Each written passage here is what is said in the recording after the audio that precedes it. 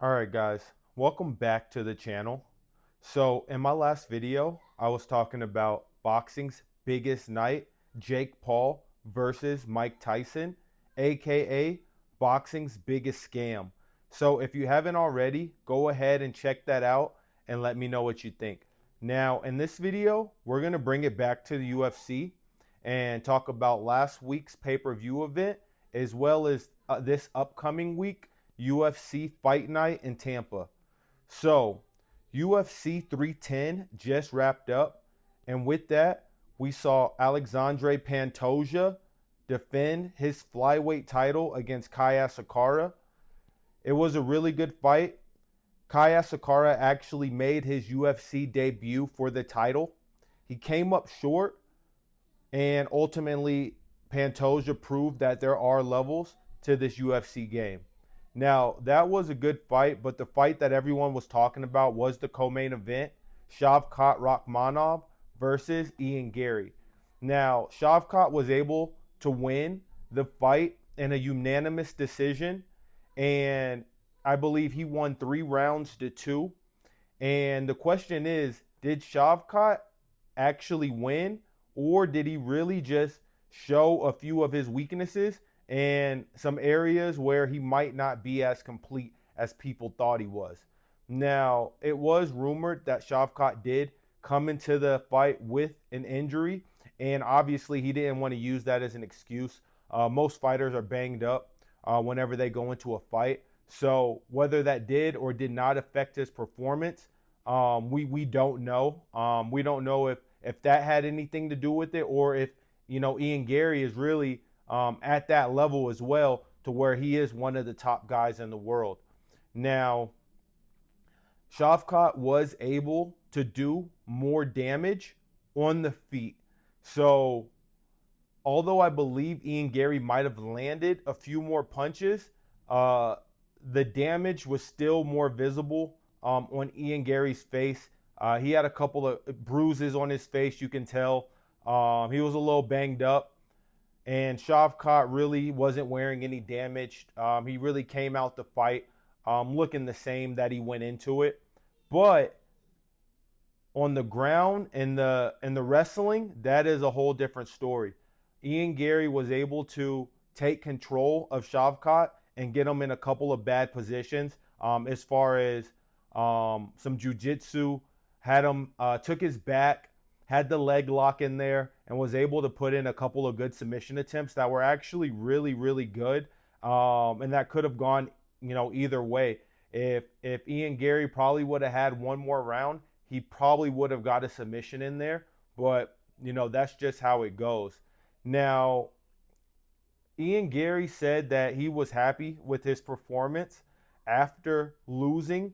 And to be honest, I don't think either of them were really took an L. Honestly, they were both undefeated coming into this fight. They were the two hottest prospects in the UFC, and ultimately they just had to fight each other. Now, if there was a world where they didn't have to fight each other, obviously they might have went undefeated for even longer. But one of those guys had to lose, and it was Rakhmonov, who did get the win, and Ian Garry, who did get his first career L. So, did Rakhmonov look beatable in that fight? Did Ian Garry make Rakhmonov look beatable? Because keep in mind that this is a guy in Rakhmonov that nobody in the division wanted to face. Nobody wanted to fight this guy because he really seemed like he had no weaknesses. He seemed like he was just good everywhere. And really, up until this point, he was just running through everybody. He was just dominating all of his opponents. Now, his last fight was against Wonderboy, which Wonderboy is like a top 10 fighter, but he is at the end of his career and he is on a slow decline. It's not like he's one of the top guys anymore. He's not a contender for the belt or anything like that, but he is a solid opponent, and he was a good test for Rakhmonov, and he did pass the test. Now, I do feel like Ian Garry, up until this point, has had to fight tougher opponents, and maybe that's the reason why he was able to do some of the things that he did in this fight. Now, keep in mind that Ian Garry and Rakhmonov were training partners at one point. So this isn't the first time that they've seen each other. This isn't the first time that they've competed against each other. This isn't the first time that they sparred, that they grappled, or anything like this. So they were actually pretty familiar with each other's style, which is probably why the fight in the beginning was a little bit slow to get going. It was kind of more of a chess match, with each one of them kind of filling out and seeing what their opponent was going to do. And ultimately, by the third round, that's when it did pick up a little bit. And Shavkat had won round 1 and round 2, but a lot of people were saying Ian Garry won that third round, with Shavkat winning the 4th round, and then ultimately, again, Ian Garry winning the 5th round with those submission attempts and all of the control time that he had on the ground. So maybe that's why, the fight kind of went how it went. A lot of people said it was slow in the beginning. There wasn't, I guess, that much action, but it was just a high-level chess match with each of these guys trying to figure out what the other guy was going to do. Now, I do think that these two will eventually meet again. I do think that there will be a rematch. With this first fight being so close, obviously 3 rounds to 2, with the story that's already there, them being training partners and have already trained together. They used to have the same coaches. And honestly, Ian Garry, he was really impressed with his performance. He didn't take it like a loss. Most of the fans don't think that he lost. The media doesn't really think that he lost. Even though he did lose on the judges' scorecards, I think most people would say that this was a pretty even matchup. And so Shavkat is going to fight for the belt next. He's going to fight Belal Muhammad, who is the current champion. And I don't know if that was a good showing for Shavkat, because all it did was it just gave Belal some more film to study on Shavkat. Most of Shavkat's fights up until that point have been really quick and really dominant. So you really didn't even get a chance to kind of see where you could attack him or what could work against him, because no one's really had any kind of real success against him up until this point. So for Belal Muhammad to kind of see that, obviously he was in the crowd watching it, but he's going to have that to study it and kind of see what he can do to kind of use some of the same tactics, maybe some of the same similar game plan that Ian Garry used to try to beat Shavkat. Now, Ian Garry, this really wasn't a bad look for him. I think that he will eventually fight for the belt one day. And I know a lot of fans were not rocking with Ian Garry up until this point. They were kind of trolling him and saying how unlikable he was. But after a performance like this, you kind of got to give him some respect, and at least for his fighting, and realize that he is as advertised. He is as good as he says that he is, which is really weird coming off of his last fight with MVP Michael Venom Page, where he just did not look that great during the stand-up. Michael Venom Page was able to just tag him and pretty much do whatever he wanted to do in the stand-up. And he had Ian Garry looking to be a wrestler in that fight, because there was just nothing he can do. Unlike in this matchup, Ian Garry actually didn't look half as bad with the boxing and things like that. So I do think that we will see a rematch from these two in the future, whether it's for the belt or whether it's a number one contender again. I do think that is in the future for these two. Now, the other fight that's coming up is UFC Fight Night in Tampa. Colby Covington versus Joaquin Buckley. Now, this is a really interesting matchup. These two are kind of opposite right now in their career. You got Colby Covington. He's a veteran. He's a world title challenger. He's been the interim champion before. So he's coming in with a ton of experience. And then you got Joaquin Buckley. He's kind of like the up and coming fighter, the hungry new guy on the block that wants to take Covington's spot and try to put himself in line for a title matchup. You know, he wants to go fight for that belt next. And he really believes if he has a dominant performance against Colby Covington, that he'll put himself next in line for that belt. Now, this fight could play out a few different ways. Colby Covington is known for his gas tank. He's known for not getting tired. He's known for going 5 rounds. He's fought in plenty of main events, plenty of championship fights. So we know his cardio, his gas tank is going to be A1. As opposed to Joaquin Buckley, this guy has never fought in a main event. This is his first one. I don't believe he's ever fought a 5-round fight either. So this will be a good test for him to see if he can hang with some of these guys in the division that are on that path to title contention. Now, Joaquin Buckley has gotten a few good wins lately, knockout wins, and he has a lot of power. He has a ton of power, and he's a very aggressive fighter.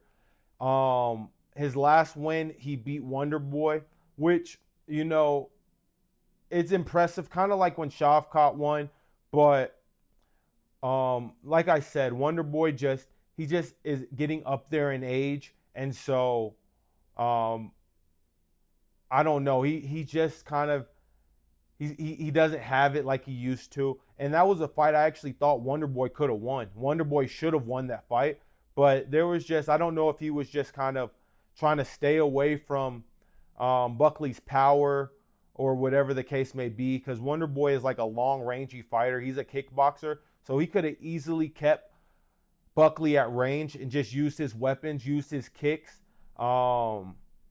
use his boxing and things like that. And that was a fight that he should have won, but Buckley ultimately was the more aggressive fighter and was able to score a knockout. And that's kind of what put him in this position to fight with a former title challenger. Now, Colby Covington, he's lost his last few fights, whether it be Leon Edwards for the belt, whether it be Kamaru Usman twice for the belt. So he is kind of on a downward trend right now. He did beat George Masvidal, and he did dominate Masvidal. So that is actually something that, he does have right now, was that dominant win over Masvidal. But that was actually in between the 2 losses, or the 3 losses to Leon Edwards and Kamaru Usman. The thing is, though, Masvidal was probably the best striker that he's fought, and he was able to get a win over him. Kind of like Buckley is a striker. Buckley doesn't have too much wrestling in his toolbox, as opposed to Colby Covington, who is known to be a wrestler.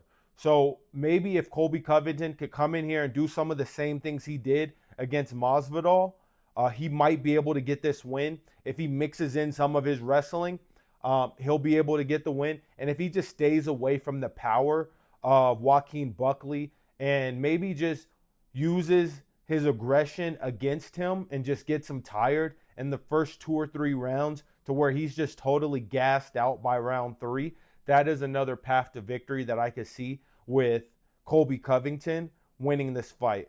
Now, Buckley could also win this fight as well. We do know that Colby Covington does take a lot of damage. As we saw with the Kamaru Usman fight, Kamaru Usman isn't really known for his stand-up, for his boxing, but he was able to put a beating on Colby Covington, as well as Leon Edwards. It wasn't as bad in the Leon fight. Leon didn't knock him out or anything. It did go to a decision, where in that fight, Colby did say that he was compromised He broke his toe or his foot in the very first round, so he already knew that it probably wasn't going to be his night.